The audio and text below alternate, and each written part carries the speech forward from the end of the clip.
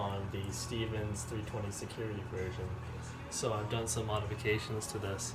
As you see, I've put a swivel mount at the top here, just so when I'm carrying it in the woods, it's a little bit easier, as opposed to the sling being redone here, but I just switched it to here to make it look semi-normal for the video. But on here I put a little shell holder here. Sorry, the little dark lighting there, but I got the premium Federal 12 gauge double up buck. Got 5 of those here. I live in Canada, so I cannot keep this gun loaded in my house. It is what it is, you know, I'm a law-abiding citizen, but has a nice sturdy stock, doesn't wobble.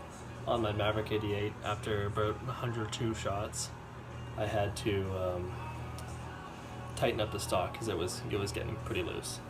But this one, it feels pretty sturdy. Has a nice nice feel to it. And I know on some shotguns, when they have ghost sights, just like this one right here, they're actually pretty nice. See if I can get you guys in there somehow.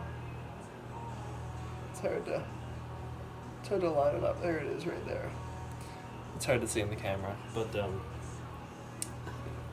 yeah. Sometimes when you have ghost sights, when you quickly mount it, you have to move your head up and down or side to side to get perfect view.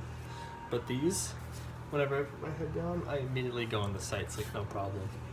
So this is Parkerized. I think all the Stevens 320s come in Parkerized. I don't know if they come in bluing or not. But a great budget shotgun. Here in America, they're very popular. In Canada, I haven't really seen much of them here or many videos on them, so I guess I'm gonna make one. But yeah, there's not much on the receiver. I think it's aluminum and it's a steel barrel. It's actually a pretty beefy barrel too, which is nice. 5+1. And the maggot helped. I hit the ceiling there with the gun, but the slide release is on the other side. I don't like that. It's a little bit weird. Not a fan of that. See. One thing I have noticed, that this is actually a pretty smooth action as opposed to some Mossbergs out there.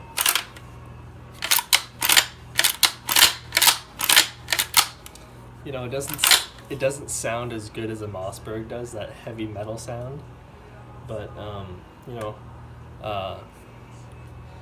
it just still, it looks it still sounds nice, but just not as good as a Mossberg, but it's definitely smoother than one.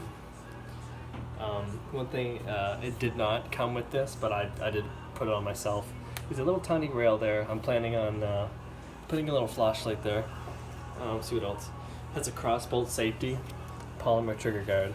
One thing I hate about shotguns is a loading gate. I don't know if you can see that. Sorry about the shitty lighting here, but loading gate right there. I've shot 3 inches, 3-inch buckshot and slugs in here. It doesn't like that, but it'll still work. A little bit sluggish on the action when you do use 3-inch sometimes. I don't know if that's just with mine, but and I do notice that there is a considerable, probably at least a good ½ a centimeter gap between the bolt and the receiver. I can see straight through. You can't see on the camera, but anyway, it does have a pretty beefy bolt. You guys can see there.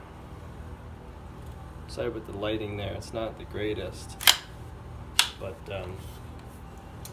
took me forever. I don't have anything to mount on my my camera on, so I just have it on a gun mount on my wall here.